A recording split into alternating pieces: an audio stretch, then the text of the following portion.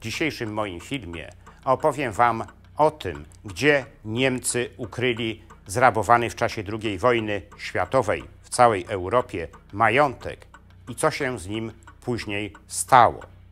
To druga część mojego filmu Złodzieje Europy.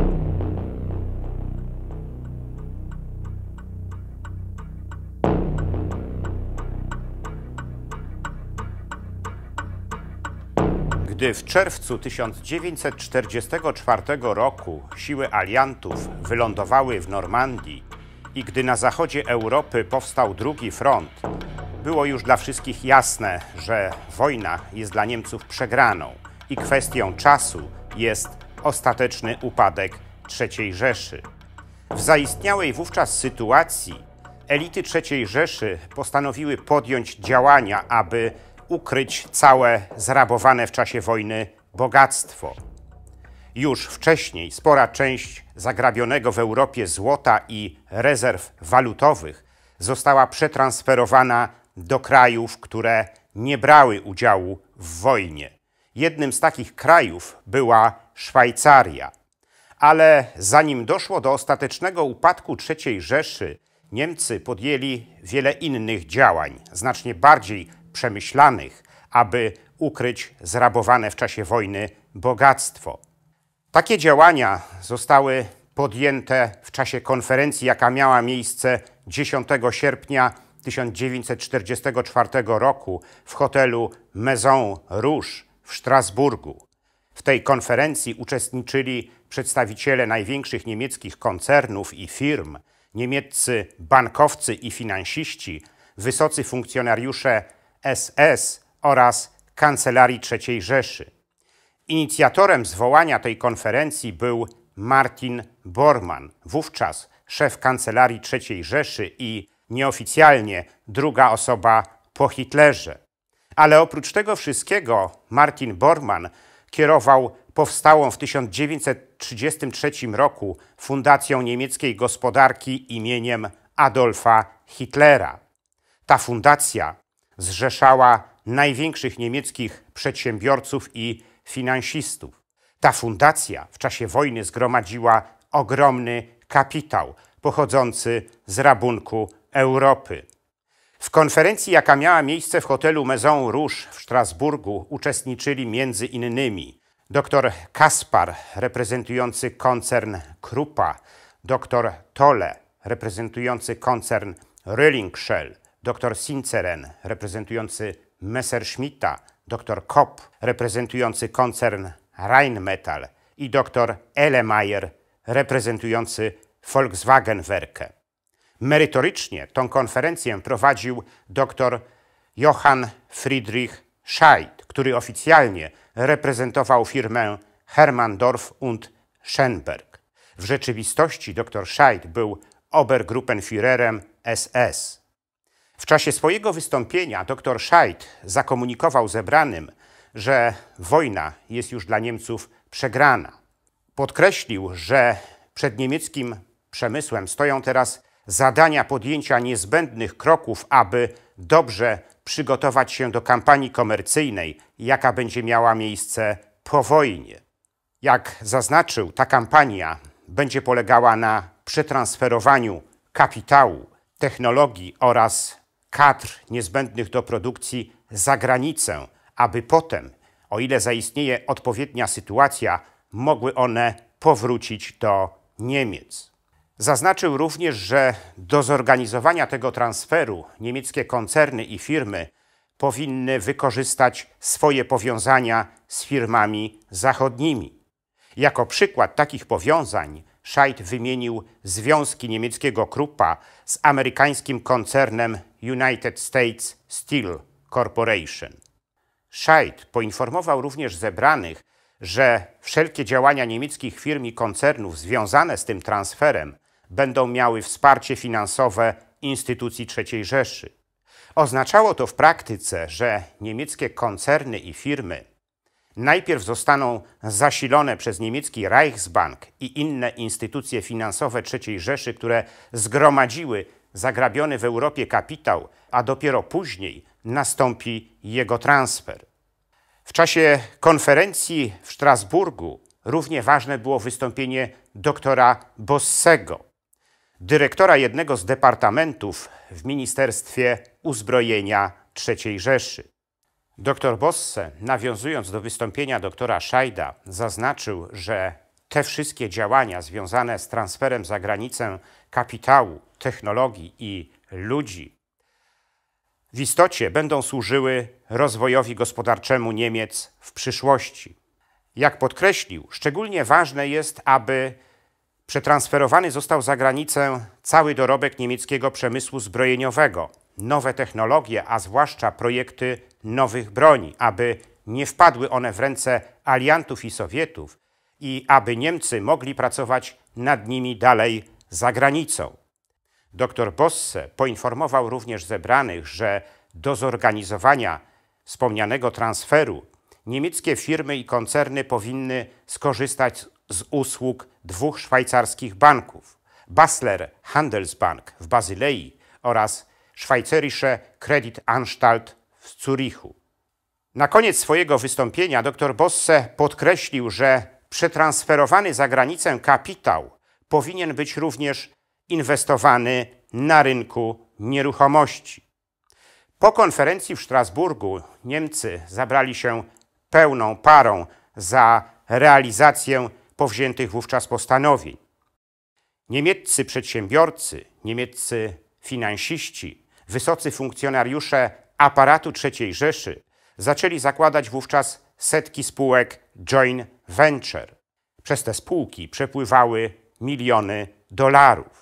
Te miliony dolarów były potem inwestowane w takich krajach jak Argentyna, Chile, Urugwaj, Boliwia, Wenezuela i Brazylia. To właśnie tam po wojnie emigrowała elita III Rzeszy i bardzo szybko zamieniała się w przedsiębiorców, finansistów, animatorów życia gospodarczego, zyskując decydujący wpływ na ich politykę wewnętrzną i zagraniczną. Rodzi się jednak pytanie, czy alianci w ogóle wiedzieli o konferencji, jaka miała miejsce 10 sierpnia 1944 roku w hotelu Maison Rouge w Strasburgu? Czy znali postanowienia tej konferencji? Otóż alianci wiedzieli o niej doskonale. Raport amerykańskiego wywiadu wojskowego z 7 listopada 1944 roku, oznaczony sygnaturą EWPA 128, znany jest dzisiaj historykom na całym świecie jako Red House Raport. Ten dokument bardzo szczegółowo omawia przebieg konferencji w Strasburgu i postanowienia, jakie zapadły w jej trakcie. Powstaje zatem kolejne pytanie. Dlaczego zatem alianci, wiedząc o konferencji w Strasburgu, znając postanowienia tej konferencji, pozwolili Niemcom wywieźć cały zagrabiony w czasie II wojny światowej majątek, a zwłaszcza zagrabiony w całej Europie kapitał?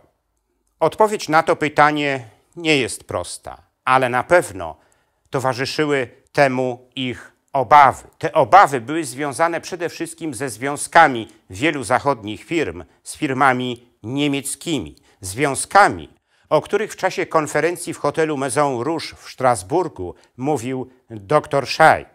Alianci obawiali się zatem, że jeśli zaczną drążyć tą sprawę, to może okazać się, że przez całą wojnę alianckie firmy miały związki z firmami niemieckimi, a potem pomogły Niemcom w ukryciu zrabowanego w czasie wojny w całej Europie kapitału. Dlatego alianci postanowili milczeć w tej sprawie. To właśnie dzięki temu możliwe było ukrycie za granicą przez Niemców zrabowanego w całej Europie w czasie wojny kapitału. Ale również dzięki przyzwoleniu aliantów możliwy był jego powrót po wojnie do Niemiec, do utworzonej przez aliantów Republiki Federalnej Niemiec. Powstała w 1949 roku Republika Federalna Niemiec, utworzona z 3 stref okupacyjnych: amerykańskiej, brytyjskiej i francuskiej. W zamyśle aliantów miała stać się takim bastionem w zimnowojennej konfrontacji z blokiem sowieckim. Dlatego właśnie zależało im na tym, aby Republika Federalna Niemiec jak najszybciej powstała i jak najszybciej stała się sprawnym i silnym gospodarczo państwem, bo tylko wtedy mogła mieć znaczenie w zimnowojennej konfrontacji ze Związkiem Sowieckim. Alianci zresztą poważnie brali pod uwagę to, że może dojść do wojny ze Związkiem Sowieckim. Dlatego właśnie postanowili podjąć działania, aby jak najszybciej powstała Republika Federalna Niemiec i jak najszybciej stała się silnym i zasobnym państwem. Aby tak się stało, zrezygnowali nawet z przeprowadzenia kompleksowej denazyfikacji Niemiec. Uznali, że denazyfikacja Niemiec przeszkodziłaby procesowi budowy Republiki Federalnej Niemiec. To właśnie dlatego elity III Rzeszy mogły powrócić na niemiecką scenę, stając się elitami Republiki Federalnej Niemiec. O tym, jak to szczegółowo wyglądało, opowiem Państwu w moim filmie Republika Federalna Nazistów, który zostanie wyemitowany na kanale Zakazane Historie jeszcze w tym roku. W każdym razie wraz z powrotem na niemiecką scenę elit III Rzeszy do Republiki Federalnej Niemiec zaczął powracać przetransferowany przed upadkiem III Rzeszy za granicę kapitał. Było to o tyle łatwiejszym zadaniem, że wielu uczestników konferencji w hotelu Maison Rouge w Strasburgu, jaka miała miejsce 10 sierpnia 1944 roku, po wojnie pełniło bardzo eksponowane funkcje w Republice Federalnej Niemiec. Jednym z nich był Hermann Josef Abs. W czasach III Rzeszy Abs był członkiem zarządu niemieckiego Reichsbanku. Po wojnie w Republice Federalnej Niemiec Hermann Josef Abs został prezesem niemieckiego Deutsche Banku. To właśnie dzięki temu nastąpił w latach 50. i 60. bardzo płynny powrót przetransferowanego przed upadkiem III Rzeszy za granicę kapitału. Ten kapitał stał się podstawą rozwoju gospodarczego Republiki Federalnej Niemiec i to on zbudował jej potęgę gospodarczą, a nie plan Marshalla. Tyle tylko, że Niemcy nazwali to cudem gospodarczym kanclerza Ludwika Erharda. I tak już pozostało. Szanowni Państwo, więcej na ten temat będziecie mogli przeczytać w mojej najnowszej książce Operacja Czwarta Rzesza, która nakładem wydawnictwa Bellona ukaże się jeszcze w tym roku. Gorąco zapraszam do jej przeczytania.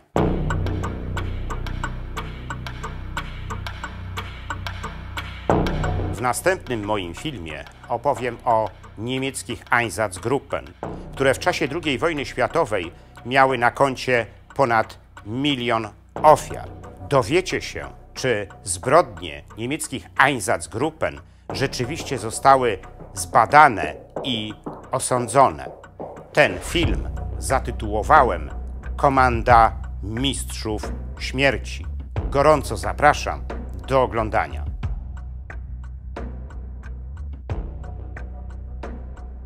Drodzy widzowie, dziękuję za liczne komentarze moich filmów i wpłaty. W sposób szczególny chciałbym podziękować panom Dariuszowi Kwoka i Grzegorzowi Łojko, srebrnym patronom kanału Zakazane Historie. Zachęcam do dalszego wspierania mojego kanału. Wszelkie informacje na ten temat znajdziecie w opisie pod filmem.